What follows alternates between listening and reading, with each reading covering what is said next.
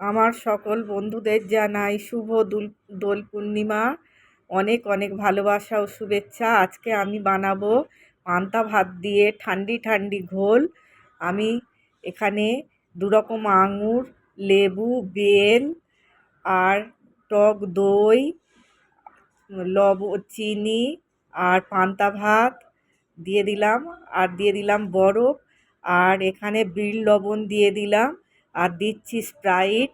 এইগুলোকে এবারে আমি ব্লেন্ড করে নিলাম মিক্সিতে করে নিয়ে উপর থেকে কাজু, কিশমিশ আর ডালিম দানা ছড়িয়ে দিলাম, আর দিয়ে দিলাম সন্দেশ। আজকে দোল যেহেতু বন্ধুরা, তোমরা একবার টেস্ট করে দেখো। তোমাদের প্রথমটা দিলাম, আমি এবারে টেস্ট করে দেখি। সবাই ভালো থেকো, সুস্থ থেকো, সাবধানে দোল খেলো। খুব সুন্দর হয়েছে বন্ধুরা, টাটা।